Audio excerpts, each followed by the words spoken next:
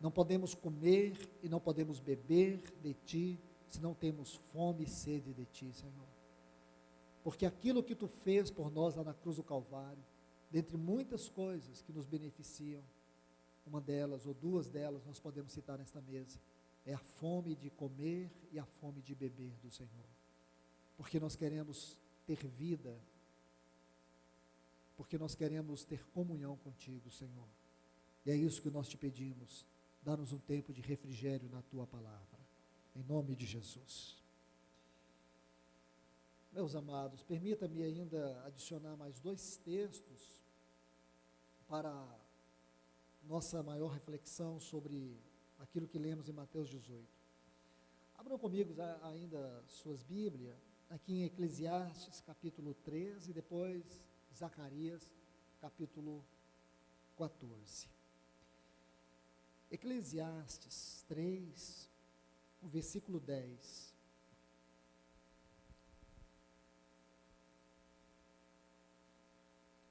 Diz assim, Eclesiastes 3:11. Tudo fez formoso em seu tempo. Agora, olhe essa frase. E pôs a eternidade no coração deles, sem que o homem alcance para descobrir a obra que Deus fizera desde o princípio até o fim. Este é um texto, irmãos, como muitos outros que nós encontramos na Bíblia.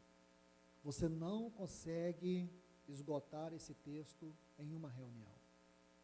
A grandeza desse texto, a altura dele, a largura dele, a profundidade dele, todas as suas dimensões, requer de nós extremo zelo, cuidado, porque é um texto que precisa ser lido, relido, porque trata de pontos tão gloriosos acerca do propósito eterno de Deus. Vamos ler mais uma vez. Tudo fez formoso em seu tempo. Na versão Reina Valera diz assim, e colocou o universo no coração deles. Então, tudo Deus fez em seu tempo. Ele colocou tudo em seus devidos lugares. Tudo em conformidade com a sua mente, propósito, segundo o conselho da sua eternidade. Quando eu falo de conselho, isso aqui é um conselho administrativo. Pode parecer muito estranho para vocês isso. Uma empresa, ela tem um conselho de diretores, de administradores. Na eternidade, Deus também tem um conselho. Paulo chama isso lá em Efésios capítulo 1, segundo o conselho da sua vontade. Este conselho é presidido por 3 pessoas, Pai, Filho e Espírito Santo. Só para você ter uma ideia, esse versículo 1 aqui, esse versículo 10, 11 aqui de Eclesiastes 3, você sabe qual é o capítulo que está todo dentro dele? Tem um capítulo da Bíblia todo aqui dentro. Esse versículo aqui, ele resume um capítulo da Bíblia. E vou dizer para vocês, me atrevo a dizer, é o capítulo mais profundo da Bíblia, que eu conheço. Talvez você conheça outros, mas o que eu conheço é o capítulo mais profundo da Bíblia, e ele está dentro desse versículo. É o capítulo 1 da Epístola aos Efésios. Ele está todo dentro desse versículo. Então, por isso que eu disse para vocês, é impossível nós esgotar esse versículo numa reunião. Precisaríamos pelo menos de uma década de conferência para a gente tratar só desse versículo. Então ele diz assim, tudo fez em seu tempo. Tudo Deus fez em seu tempo. E colocou numa versão, na atualizada, me parece, vocês podem me corrigir, está assim, a eternidade. É isso mesmo? Na versão Reina Valera está assim, e colocou o universo no coração deles, sem que o homem alcance para descobrir a obra que Deus fizera, desde o princípio até o fim. Aí, você vai ver que a Epístola aos Efésios, no capítulo 1, você vai perceber que inicia de uma ponta, se é que eu posso dizer isso, irmãos, que teologicamente eu não posso dizer isso. Começa de uma ponta a outra da eternidade, porque a eternidade não tem ponta, porque ela não tem nem começo e nem fim. Aí você pode pensar assim, Como é possível existir alguma coisa sem começo e nem fim? Por que nós pensamos assim? Nós pensamos assim porque nossa mente é limitada. O finito não compreende o infinito. Nós somos finitos, Deus é infinito. Como que o finito quer compreender o infinito? Então nós não temos capacidade ainda de entender o que é a eternidade. Nós fomos criados dentro do tempo. Tudo que nós compreendemos se mede por 4 dimensões: altura, largura, comprimento, profundidade. Nós nos movemos nessas 4 dimensões. Deus, ele não se move apenas em 4 dimensões, ele se move por toda a eternidade. Aqui nossa mente, irmãos, não chega nem no primeiro degrau. Nós estamos infinitamente distantes. Mas isso tem algo maravilhoso para nós. Por quê? Porque Deus, ele tem 2 grandes características essenciais do seu ser que nós podemos destacar aqui: a transcendência e a imanência. Como transcendente, Deus está acima de tudo, Deus está acima de todos. Ele é inigualável, ele é incomparável. Deus não pode ser totalmente compreendido na magnitude do seu ser por pessoas como nós. Tudo que nós sabemos de Deus não é por instrução, é por revelação. Você pode ir para uma faculdade teológica, estudar Deus, logia, o estudo de Deus. Você pode fazer teologia, o estudo de Deus. Mas a única coisa que você vai aprender são caminhos onde você vai poder estudar e sempre perceber, se tiver humildade, que você não chegou ainda a conhecê-lo totalmente. Porque ele não se conhece de maneira acadêmica, ele se conhece por experiência. Por essa razão que eu tenho dito para vocês aqui, que o céu não é apenas um lugar. O céu, para nós, é uma condição e é uma experiência. Se você pensa no céu como um lugar, você está muito distante de conhecer os céus. É um lugar, porém muito mais do que um lugar. O céu é uma experiência. O céu é uma condição. Como lugar, é onde Deus está. Como experiência, é onde Ele se manifesta, onde Ele se realiza, onde nós somos introduzidos. Então ele se torna uma experiência na terra. Porque quando Deus criou Adão e Eva, esse era o seu propósito. O propósito de Deus é que os céus e a terra pudessem ser uma harmonia só.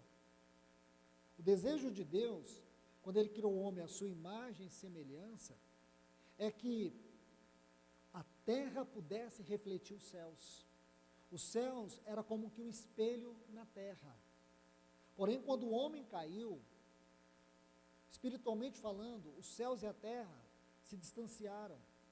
Aquela árvore da vida que Deus colocou como o princípio da cruz, onde o homem podia entrar para poder alimentar, comer, desfrutar de Deus, aquela árvore, Deus colocou ali uma espada inflamada, a espada da sua justiça. E agora o homem, ele não pode entrar naquele jardim, e ele não pode comer daquela árvore, enquanto a justiça de Deus não for satisfeita. Aí, irmãos, nós não temos o princípio da cruz, nós vamos ter a própria cruz, aquela na qual o nosso Senhor Jesus subiu e morreu no nosso lugar, satisfez a justiça de Deus. Aí, Hebreus 10:19 diz que nós podemos entrar por um vivo e novo caminho que Ele nos abriu. Então agora o céu deixou de ser um lugar e passa a ser uma condição e uma experiência para nós. Por isso que você lê em Hebreus capítulo 6, versículo 4 e 5, quando o escritor aos Hebreus está falando de uma advertência daqueles que caíram. Aí ele vai dizer que essas pessoas, no versículo 4, diz: é impossível, pois, que aqueles que caíram, aqueles que receberam a boa palavra, o dom do Espírito Santo, aí ele vai dizer assim, e participaram, experimentaram os poderes do mundo vindouro. Só essa frase, irmãos. não vamos interpretar o texto, porque não é o caso aqui. Se tornaram participantes dos poderes do mundo vindouro. Esse cristão que caiu aqui, ele é um cristão maduro. Então o Senhor não está condenando. É impossível você levar uma pessoa ao arrependimento, uma pessoa que já passou pelo arrependimento. Se você olhar o versículo 1, vai te ajudar a interpretar esse versículo.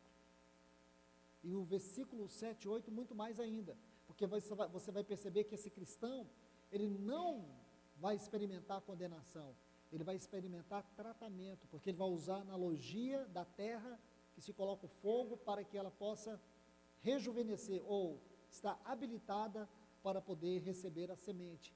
Porque se ela não passa pelo fogo, ela produz cardos, espinhos, o que é prejudicial para a plantação, para as sementes.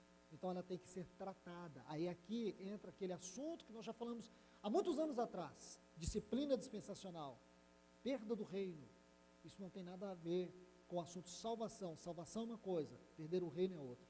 Então é isso, irmãos. Mas apenas essa frase, participantes dos poderes do mundo vindouro. Porque nós, em Cristo Jesus, podemos sim participar dos poderes do mundo vindouro.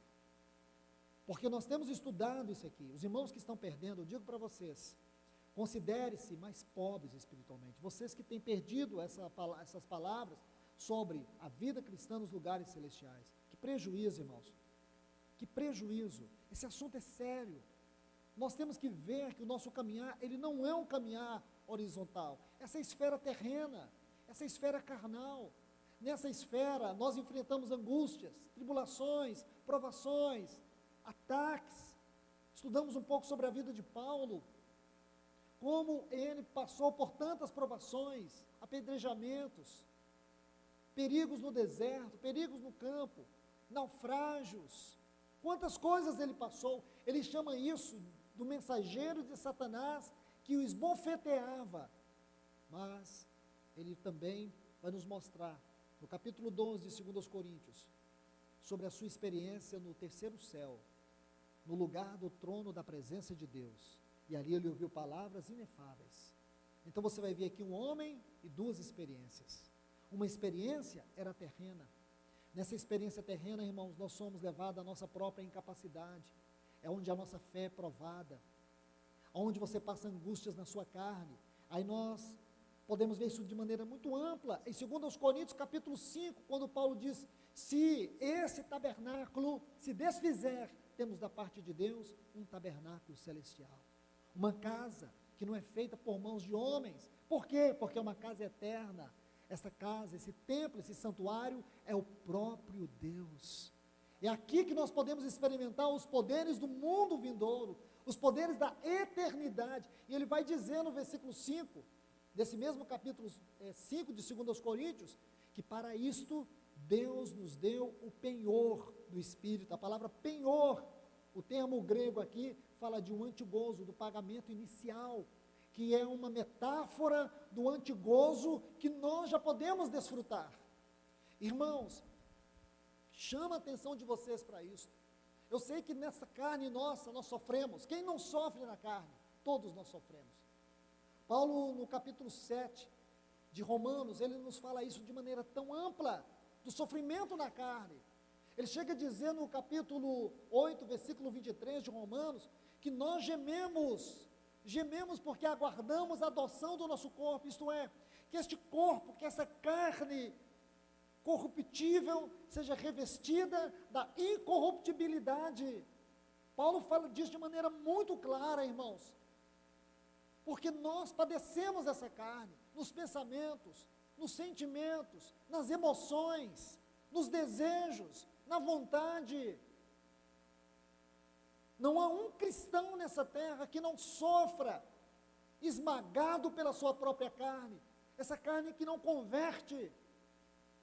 Paulo chega a dizer, miserável homem que sou, é uma referência à sua própria carne.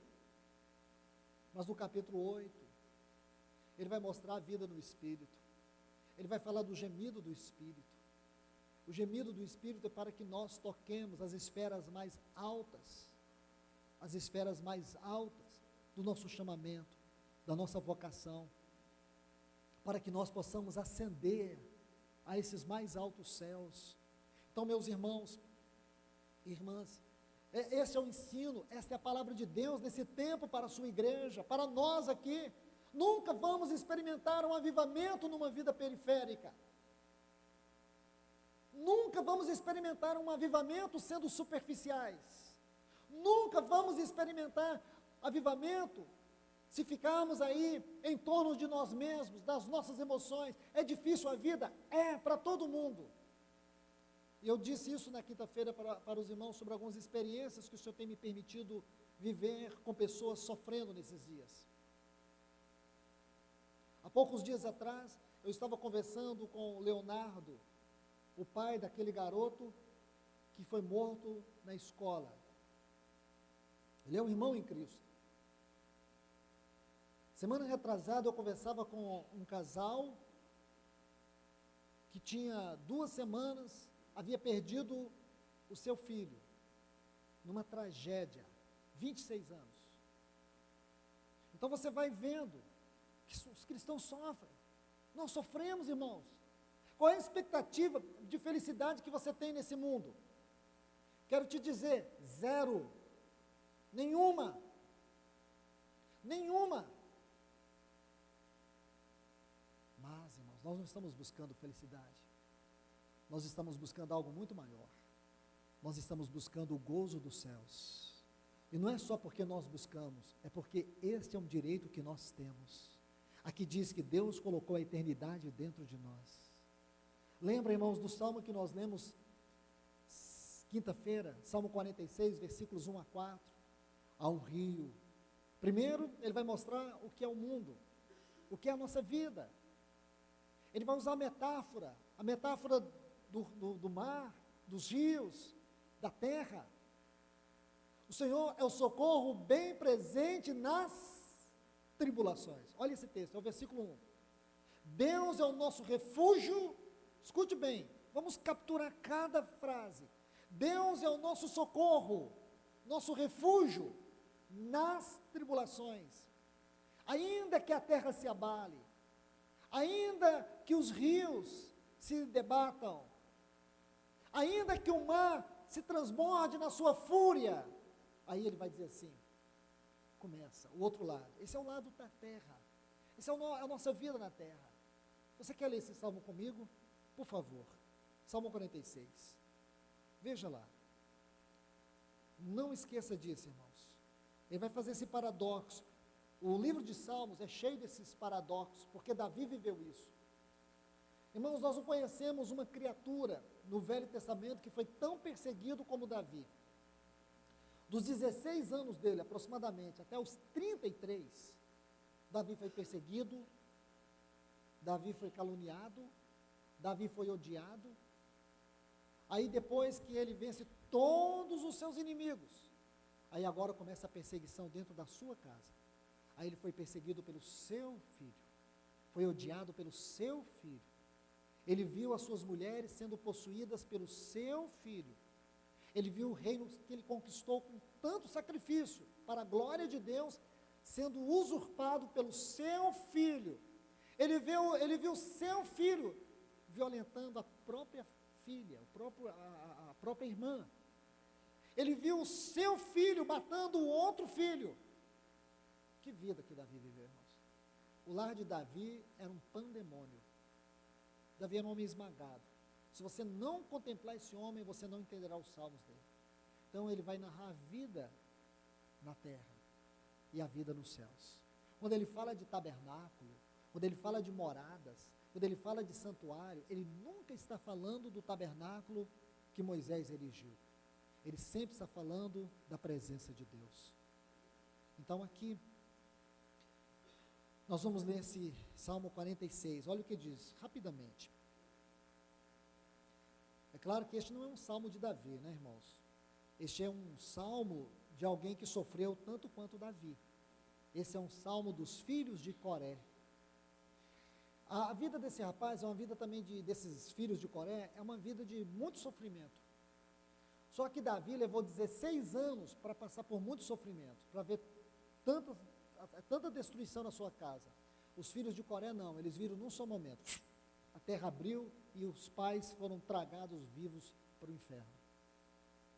Sabe o que eles se tornaram? Adoradores, os filhos de Corá. Então, quando você lê aqui, Salmo dos filhos de Corá, tenha isso em mente. Você não está lendo aqui um romancista, esses que aparecem nas páginas dos jornais, famosos, que estão lá dando autógrafo, e aquela fila de gente para pegar um autógrafo. Não, são homens esmagados, mas que eles conheceram algo muito maior do que tribulações. Eles conheceram o antegozo da glória eterna, os céus na terra. Aí ele vai dizer assim: Deus é o nosso socorro e fortaleza, nosso pronto auxílio nas tribulações, portanto não temeremos. Olha que frase: não temeremos, não temas, não temas. Se você pegar essa frase, não temeremos ou não temas, sabe quantas vezes? Alguém disse que tem 365 vezes isso na Bíblia. Eu já fiz as contas, né? Mas tudo bem. Importante que se tem uma vez ou se tem 365 vezes, nós temos a certeza na palavra de Deus que Ele é o socorro todos os dias. Aí diz: não temeremos, ainda que a terra seja abalada, removida. Aí ele diz: e se transpasse os montes para o mar, e ainda que brame e se perturbem as águas, que haja um terrível tsunami, trema os montes, que hajam terríveis terremotos, por causa do seu ímpeto. Isso aqui, irmãos, ele escreve para dizer o que ele está colocando no versículo 1, tribulações. Então as tribulações aqui tem essas três figuras de metáforas: montes se debatendo, terremotos, rios e mares agitados, maremotos, tsunamis. Aí ele vai dizer assim: há um rio, não tema, não tema, não temeremos. Então vamos do não temeremos para o versículo 4. Há um rio. Que rio é esse, irmãos? Jesus falou desse rio em dois lugares. João 4, versículos 10 a 14. Ah, se tu creres em mim. Falando para aquela mulher que estava atrás de um poço. Um poço. Jesus pediu um copo d'água para aquela mulher. Um copo d'água. E toda a discussão foi por causa de um copo d'água. Aí Jesus disse assim para ela: ah, se tu conheceras o dom de Deus e aquele que te pede água. Então ele fala de duas coisas: o dom de Deus e aquele que te pede água. Quem é esse dom de Deus aqui, irmãos? Vamos saber daqui um pouco. Ele te daria água, eu vou te dar água. E essa água que eu vou te dar, ela vai formar em você uma fonte tão intensa que ela vai saltar para dentro da eternidade. Aí ele interpreta isso no capítulo 7, versículo 37 a 39, aí ele vai falar do dom. Ah, se tu conheceres o dom de Deus e aquele que te pede água. Esses dois são inseparáveis nessa grandiosíssima obra, porque eles se unem com aquele que está sentado no trono. Aí ele diz assim: quem tem sede, vem a mim e beba.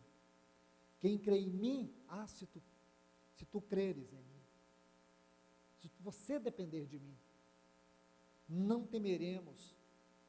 Os que creem são aqueles que não temem. Pode estar tudo contra você, meu irmão e minha irmã, mas não temas. Você pode se sentir abatido, mas não temas. Você pode se sentir perseguido, mas você não será abandonado. Pode vir tudo para poder te destruir, mas você não será abatido. Isso está em 2 Coríntios, capítulo 4, versículo 8 e o versículo 9. Paulo vai fazer esse paradoxo. Como podemos ser abatidos, porém não destruídos? Como é possível, irmãos? Se você conhece o paradoxo que existe na sua vida, agora a eternidade dos céus habita dentro de você. Aí, ele diz: não temeremos, há um rio. Então você vai ver que em Apocalipse, capítulo 22, versículo 1, diz que do trono de Deus flui um rio de água cristalina. Esse rio é o mesmo que o nosso Senhor diz que salta para a vida eterna. Porque este rio, irmão, ele está nesse trono de Deus. É uma figura do Espírito Santo. Você vai ver isso onde o profeta Ezequiel fala com tantos detalhes sobre aquele rio que fluía debaixo do trono, daquela visão que Deus deu para ele. Oh, irmãos, que alegria seria poder estudar isso um dia. desde o capítulo 1 do livro do profeta Ezequiel, estudar essas experiências das visões que ele teve do novo templo. Não é o novo templo, irmãos, é do templo eterno. Então ele vai ver que é um rio que corre debaixo do trono, ou debaixo do trono do templo de Deus. É esse mesmo rio, e esse rio é o dom de Deus, e o dom de Deus é o Espírito Santo. É esse Espírito que é como um rio que vem para dentro de nós. Por isso que a palavra para nós é enchei-vos. Você não pode secar, você tem que encher, porque esse é o rio do Espírito. Não há justificativa para o cristão ser vazio. Não há justificativa, irmãos. Somos atribulados sim, passamos por angústia sim, passamos por tantas lutas, dificuldades, nos sentimos abalados, mas você pode entrar no santuário da morada do Altíssimo. Aquele que habita no esconderijo do Altíssimo, a sombra do Onipotente descansará. Não é o mesmo que Deus disse para Moisés, quando ele fala sobre Israel: eu tirei vocês com asas de águia, e coloquei debaixo aqui, para vos guardar e vos proteger. Então, irmãos, há um rio, cujas correntes alegram a cidade de Deus. Estudamos aqui, irmãos, quase que uma dezena de textos, desde Hebreus até Apocalipse, só sobre essa frase, casa de Deus. Que assunto é esse, irmãos? Aí diz assim, Deus está no meio dela, não será abalada. Casa de Deus, irmãos. Olhe bem, morados do Altíssimo, há um rio cujas correntes alegram a cidade de Deus, o santuário da morada do Altíssimo. Santuário, então, essa cidade de Deus é a casa de Deus, é o santuário da morada do Altíssimo. Deus está no meio dela. Jesus disse, na casa de meu Pai há muitas, olha a palavra aqui, moradas. Irmãos, eu não sei se na Bíblia de vocês está morada ou moradas. Na minha Bíblia está moradas. Sabe por que moradas? Isso não é um erro não, irmãos. Você pensa assim, na casa de Deus tem muitas moradas? Sim. Quem são essas moradas? Já se perguntou? Quem são esses muitos cômodos? Aí Jesus vai responder, lá em João 14. Essa palavra aqui requer todo o capítulo 14 do Evangelho de João, especialmente a parte inicial e o versículo 23. Na casa de meu Pai há muitas moradas. Versículo 23, se alguém me ama, guardará a minha palavra, e o Pai o amará, e viremos para ele, e faremos nele. Então, irmãos, vamos com calma. Se ele está dizendo aqui, santuário da morada do Altíssimo, esse santuário somos nós? Espera aí, aqui teve um erro teológico muito grave, e está sendo gravado, que é o pior, porque eu estava dizendo o santuário da morada do Altíssimo, o trono de Deus, a presença de Deus, e o que tem a ver conosco? Irmãos, esta talvez seja a verdade mais gloriosa da nossa redenção. O livro de Hebreus é que nos ajuda a entender isso. Veja, Hebreus capítulo 10, depois que ele passa ali no versículo 19, 20, no 21, ele diz assim, temos um sumo sacerdote sobre a casa de Deus. Está vendo? Casa de Deus. As moradas aqui é a casa de Deus. Olha o primeiro argumento. Hebreus capítulo 3, versículo 6. Ele vai dizer que Moisés foi fiel em toda a casa. Mas ele está ali escrevendo de forma paradoxal, mostrando o ministério de Moisés e o ministério de Cristo. E diz, Cristo foi fiel em toda a casa de Deus. A qual casa somos? Nós. Então, se Hebreus 3, 6 diz que a casa somos nós, e Hebreus 10 diz que é um sumo sacerdote sobre a casa de Deus, essas coisas não podem divergir. Elas têm que convergir. Então, significa que a casa de Deus somos nós. Mas não é só esse o argumento. Epístola aos Efésios, capítulo 2, inicia como? Inicia conosco, mortos em delitos e pecados, filhos da ira, andávamos segundo o curso deste mundo. Como termina Efésios capítulo 2? Edificados sobre o fundamento dos apóstolos e profetas, sendo Cristo Jesus a pedra principal, na qual todo edifício é edificado, é ajustado, para ser santuário da morada do Espírito. Está falando de quem, irmãos? Nós. Significa, irmãos, que aquela santidade, aquela presença, daquele santuário que tem nos céus, Deus trouxe para dentro de nós. É o que esse texto aqui de Eclesiastes 3:11 vai dizer. Deus agora colocou a eternidade, Ele colocou o santuário também dentro de nós. Você quer que eu vou mais longe um pouco? Eu irei. João 1,14. O verbo se fez carne, habitou, a palavra ali é tabernaculou. Se você buscar a palavra no grego é eskenoo, habitou. O verbo, quem é o verbo? O verbo é aquele que está com Deus, o verbo é Deus. Esse verbo agora encarnou. Paulo diz isso, grande é o mistério da piedade. Grande é o mistério da encarnação.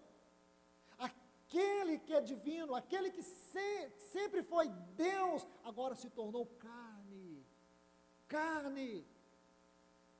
Então agora ele veio e tabernaculou entre nós. Aí ele ora lá em João 17 e diz: Pai, eu quero que aonde eu estou, estejam conosco aqueles que me destes.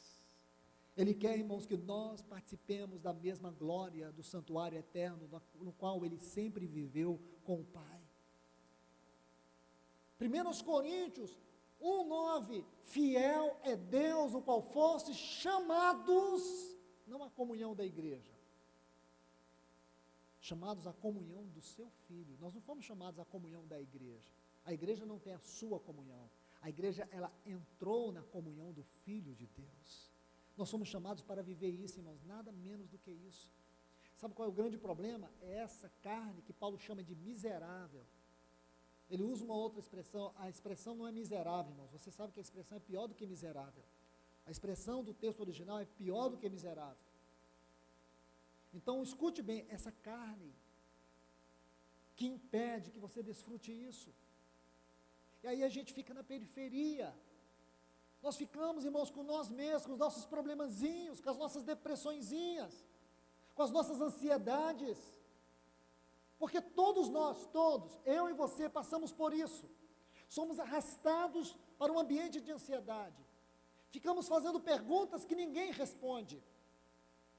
Ficamos dentro de um ambiente onde Satanás fica lançando vozes, massacrando os seus sentimentos, massacrando a palavra de Deus, diluindo a sua fé, desacreditando a palavra de Deus, jogando você contra a vontade de Deus, levando você a entristecer o Espírito Santo. E aí você vai caindo em degraus, E aí você não consegue sentir a presença de Deus mais. Aí o louvor não é bom, a reunião não é boa, eu vou no Partir do Pão, não sinto nada, eu ouço a palavra de Deus, não sinto nada, e o problema está em todos. Agora veja bem, irmãos, o texto que nós lemos, Jesus disse, onde estiver 2 ou 3, Ele está presente. Mas Ele está presente com quem, irmãos? É aqui que nós vamos examinar. Antes de responder esta pergunta, eu quero ler com vocês Zacarias, e a gente vai concluir lá, no livro de Mateus, capítulo 18. Abra comigo aqui, antes de lermos. Eu disse, eu quero corrigir aqui, não é Zacarias capítulo 14, é Zacarias capítulo 12, me perdoe.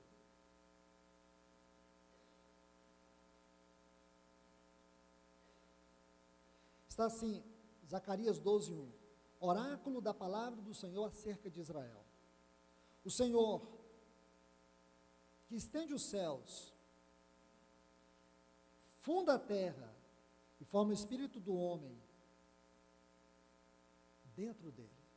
Você vê onde Deus coloca, que onde a palavra de Deus coloca o espírito, você vê que ele coloca o espírito num contexto muito interessante. O Senhor que estende os céus, podemos dizer assim, uma extremidade.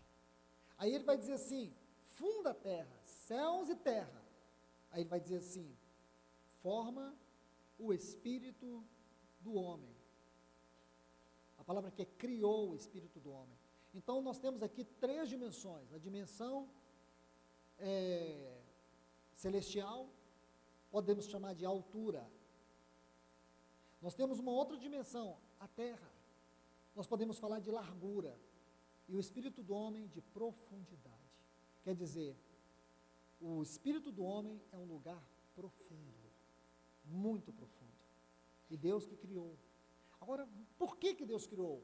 Aquele texto de Eclesiastes 3:11 responde, porque Deus criou o espírito, porque o espírito ele tem 3 faculdades. Intuição, é na intuição que nós exercemos o dom de discernimento, é a nossa capacidade de perceber a voz de Deus.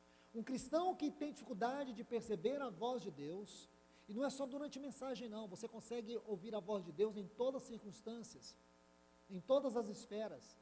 Você ouve a voz de Deus em tragédias, você ouve a voz de Deus em silêncio, você ouve a voz de Deus quando você está sozinho à noite, passando angústias, tristezas, dores. Você ouve a voz de Deus nas provações. E por que você tem uma capacidade de ouvir a voz de Deus assim? Por que você sonha e você tem certeza que Deus está falando com você? Porque você tem uma intuição sensível à voz de Deus. Você consegue, às vezes um irmão está conversando com outro, você não tem nada a ver, você ouve uma palavra ali, você pensa, Deus falou comigo. Intuição, capacidade de perceber a voz de Deus. Mas não só intuição, também consciência. Consciência tem a ver com a nossa mente, mas não a mente, porque mente é da alma, mas a consciência é maior do que a mente. Em que sentido ela é maior? Porque ela nos dá uma visão muito mais ampla da realidade, ou das realidades, especialmente das realidades no âmbito espiritual, no sentido mal e no sentido positivo, no sentido bom. Você consegue ter consciência das obras das trevas. Então, a consciência tem a ver com a percepção das realidades, sejam negativas ou positivas. Estou falando isso, irmãos, de maneira extremamente resumida. E por último, comunhão. Essa comunhão aqui não é a comunhão entre amizades no sentido social. Aqui é comunhão no sentido espiritual. Isto é, a comunhão é a capacidade que o homem tem de poder sentir Deus dentro dele, desfrutar Deus. Intuição, consciência e comunhão. Comunhão aqui, essa faculdade que Deus colocou no nosso espírito, é que nos habilita a sentir sua presença, desfrutar a sua presença, e é aqui nessa comunhão que a consciência nos dá a realidade, quando nós entramos nos lugares celestiais. Isso é muito importante vocês saberem, porque tem muitos cristãos que não sabem nem que tem espírito, ele acha que só tem corpo. Irmãos, isso é importante. Então deixa eu dizer algo para vocês. Por isso que eu citei esse texto. Deus criou o espírito do homem. Da mesma forma que os céus é tão alto, tão profundo, tão grande, tão extraordinário, assim também a terra, que Deus criou, colocou nela o homem, criado segundo a imagem e semelhança. A terra é tão importante no plano e no propósito de Deus. Deus também criou o espírito. Imagina, que interessante esse texto. O espírito, os céus e a terra. 3 dimensões que nós temos aqui. E em todas as 3, Deus quer ter preeminência. Ele, assim como Ele é Senhor nos céus, Ele quer que o seu nome seja santificado na terra. Ele quer também que o seu nome seja glorificado no nosso espírito. Então agora nós podemos ler novamente esse texto de Mateus. Vai criar uma amplitude na nossa percepção aqui. Mateus capítulo 18. Olha que lindo agora se torna esse texto. Ele diz assim: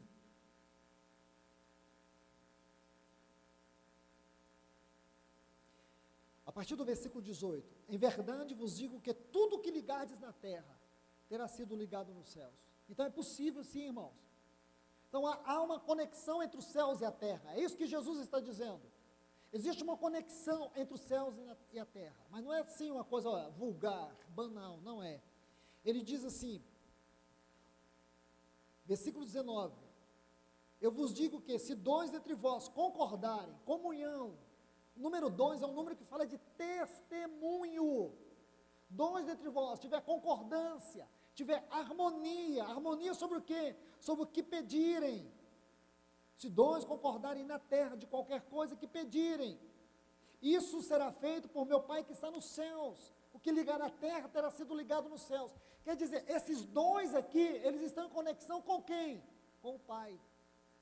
Aí ele diz, porque onde estiver dois ou três, aí ele vai colocar um outro item.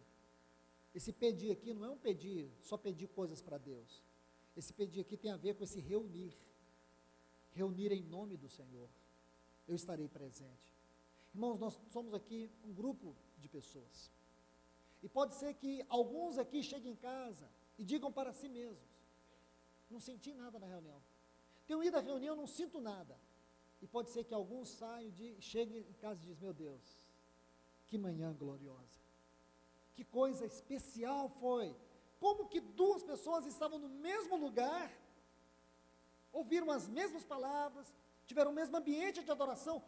Umas chegam em casa e dizem, não sinto nada. Aí até diz para o seu cônjuge, olha, eu tenho ido às reuniões, não tenho sentido nada. Como se dissesse assim, o problema está na reunião. Né? Aí o outro chega em casa e diz assim para o seu cônjuge, como tem sido precioso reunir. Qual a diferença, irmãos? Esse texto explica. É porque alguns estão reunidos, tendo essa percepção, que eles têm um caminho aberto para entrar na presença de Deus. Qualquer palavra que eles falem tem vida. Qualquer manifestação de adoração tem vida, porque é no Espírito. Qualquer gesto deles tem vida, enquanto o outro pode bradar, pode gritar, pode rolar e não sente nada. Por quê? Porque eles não estão em conexão com os céus. Eles não conseguem entrar por esse vivo e novo caminho. Eles não têm se permitido ser um santuário da morada do Altíssimo. Muitas coisas têm habitado, essa morada que é do Espírito, pode ter muito entulho nela. Essa mente que deveria ser governada pela consciência, regenerada pela palavra, essa mente só consegue ver violência, jogos de violência, sexo, imoralidade, corrupção. Não perde um jornal para ver a Lava Jato, já sabe tudo da Lava Jato, mas não sabe qual foi a última mensagem que foi ministrada sobre o lugar santíssimo. Mente corrompida, sabe qual é o time que foi para a primeira divisão, que caiu, sabe tudo, mas não sabe nada da palavra de Deus, conexão com os céus. Aí reclama, murmura, preso, aprisionado por esta vida, e deixando de viver uma vida celestial. Irmãos, nós estamos vivendo um momento sério, a vida humana é séria. Nós estamos, irmãos, entre o céu e o inferno, entre salvação e condenação, Deus, o diabo, vida e morte. É disso que nós estamos falando. Todos os dias pessoas estão morrendo, e muitas decisões estão nas nossas mãos. Por isso que nós temos que conhecer o caminho do trono de Deus e orar, para que a nossa casa não pereça, para que Deus abrevie o tempo da volta daqueles que nós amamos, que Satanás está com as suas garras sobre eles. É isso, irmãos, é o caminho da oração, é o caminho da comunhão, é quando você entra e olha e diz, Deus, eu estou na tua presença, e você sabe que está. Você sabe que está. Você não depende de culto bom, não. Você não depende de boa palavra. Você não depende de pregador. Você não depende de adoradores, de cantores, de músicos. Você não depende de nada disso. Você só depende que o Espírito Santo seja o penhor no teu coração. Você depende disso, que o Espírito Santo te leve. Você depende disso, irmãos. É disso que nós dependemos. Nós não podemos perder isso de vista. Porque se nós perdemos isso de vista, é periferia. Se nós perdemos isso de vista, é vida cristã religiosa. Ninguém vai fazer isso por você, irmão. É você que tem que fazer. É você que tem que fazer. Você não pode exigir que outro seja crente no seu lugar, que sua esposa seja a cristã na sua casa. É você que tem que ser. Você não pode achar que é o seu esposo que vai te carregar para o trono de Deus. É você que tem que entrar. Você tem que ter ousadia. Ousadia, como diz Paulo em Efésios 3, ousadia no acesso que temos a Ele. É uma vergonha, irmãos, uma vergonha, talvez seja a vergonha universal, isso é, a pior vergonha que existe, irmãos, pior do que prostituição, pior do que adultério, pior do que crime, a maior vergonha que alguém pode sentir na presença de Deus, é receber a salvação, receber a palavra de Deus, receber o Espírito Santo como um rio dentro dele, receber uma esperança eterna, uma certeza eterna, ter o seu nome escrito no livro da vida e ser frio e indiferente diante de Deus. Essa é a maior vergonha que existe. É uma pessoa que é frio com Deus, é indiferente com Deus. É uma pessoa apostata. Essa é a maior vergonha do universo. Porque os anjos olham para nós, eles devem sentir assim, como deve ser maravilhoso eles terem o Espírito de Deus dentro deles. Como deve ser maravilhoso ser amado como eles são amados, mais do que nós. Nós somos amados como criaturas, eles são amados como filhos. Nós fomos criados, eles foram comprados. Nós fomos comprados, irmãos, e não foi com preço qualquer. O nosso sumo sacerdote que está lá por nós, ele não está lá pelos anjos. O nosso Senhor, o nosso sumo sacerdote, ele não está lá pelos anjos, ele está lá por você. E sabe por que ele está por você como sumo sacerdote? Porque você é fraco, porque eu sou fraco, porque a gente tropeça, a gente falha, a gente erra, e ele não desiste de nós. Ele está lá por nós, porque nós tínhamos pecados, e a justiça de Deus não estava satisfeita, ele foi na cruz e se tornou o nosso Salvador. Mesmo tendo nos salvado, ele sabe que nós falhamos, sabe que nós falharemos, mas ele está lá como nosso sumo sacerdote, nos conduzindo um dia a entrar na plenitude deste gozo eterno. E mais ainda, irmãos, ele não quer que os céus estejam distante de nós, ele quer que os céus estejam perto de nós. Por isso que ele diz o que for ligado na terra, esse ligado na terra tem muita coisa em torno dele. Um dia, irmãos, só havia os céus e a terra. Os céus não tinham entrado na terra, mas um dia os céus entrou na terra, quando o Filho de Deus encarnou. Aí os céus veio para a terra. Aí o templo de Deus veio para a terra. Ele ligou os céus à terra. E agora nós estamos nele. E ele diz, agora vocês podem entrar por este vivo e novo caminho. Eu sou o caminho, eu sou a verdade, eu sou a vida. Eram as 3 portas do tabernáculo. A primeira porta, que do lado de fora entrava para o átrio. Qual era o seu nome? Caminho. A segunda porta, do átrio para o lugar santo. Verdade. A terceira porta, que era o véu, do lugar santo para o lugar santíssimo. Vida. Jesus disse, eu sou o caminho, a verdade e a vida. Oh, irmãos, que Deus nos abençoe. Que nós possamos sair daqui, deste lugar, nesta manhã, com essa consciência, irmãos. Não fique na periferia. Não fique na periferia. Procure ter uma vida profunda em Deus, com toda a dificuldade que você tem. Não aceite menos do que isso. Entre com as suas palavras. Você não sabe falar direito, não sabe orar direito, diga assim, Jesus, eu estou aqui. Eu estou aqui. Eu vim aqui, eu não tenho muitas palavras. Eu não sou uma pessoa que ora 2 horas, mas eu não quero perder a tua presença. Tem misericórdia de mim. A oração daquele publicano, irmãos, é a oração tão profunda, que Jesus vai dizer a oração daquele fariseu, daquele religioso e do publicano. Então o fariseu, ele orava de si para si. A oração dele era linda, mas não tinha realidade. A oração do publicano era simples, mas tinha profundidade. Ele diz assim, ó Deus, ser propício a mim. Sabe o que ele estava dizendo, irmãos? A palavra propício aqui, se você olhar lá no texto grego, é propiciatório.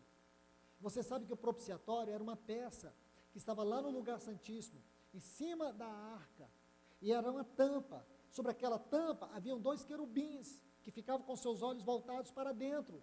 Porém, aquela tampa impedia que aqueles querubins olhassem para dentro da arca, porque dentro da arca tinha 3 coisas: o pote de maná, a vara de Arão que floresceu e as tábuas da lei. 3 figuras daquilo que é Cristo. As tábuas da lei, Cristo é a palavra de Deus. Ele é a nossa aliança com Deus. Ele é aquele que fez a nova aliança e nos colocou nela. A vara de Arão, você sabe que em Números 17, onde aconteceu esse episódio, fala da autoridade que se manifesta no poder da ressurreição. Aquilo que está em Efésios, capítulo 1, os versículos 19 a 22. e depois o pote de maná, que é todo o capítulo 6 do Evangelho de João. Cristo nosso pão, Cristo nosso suprimento, Cristo nosso tudo. Então, irmãos, ele está dizendo assim para Deus: tire a tampa do propiciatório, que eu quero entrar. Isto é, irmãos, essa é a simplicidade e a profundidade. O que as nossas orações precisam ter, irmãos, não é muito falatório. Ela precisa ser simples, mas ela precisa ser profunda, ela tem que ter realidade. Você tem que saber o que toca, você tem que saber o que pede, você tem que saber o que fala. E muito do que você fala para Deus tem que ser fruto do que Ele fala com você. Porque às vezes a gente diz assim: eu oro tanto, mas Deus não me ouve. Sabe como que Deus poderia responder essa oração para você?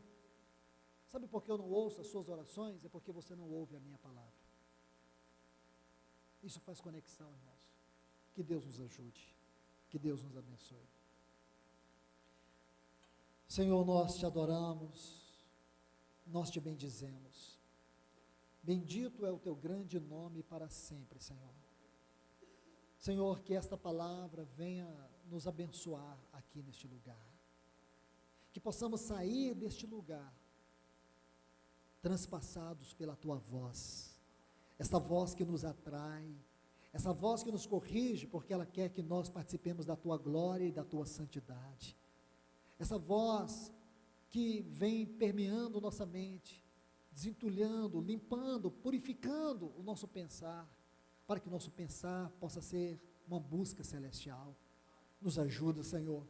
As garras do mundo, as garras deste mundo, estão cravadas na nossa carne. Senhor, ajuda-nos. Ajuda-nos na nossa vida no Espírito, para que a nossa vida do Espírito seja mais forte do que a nossa vida da carne. Ajuda-nos, Senhor, que nós possamos beber deste rio.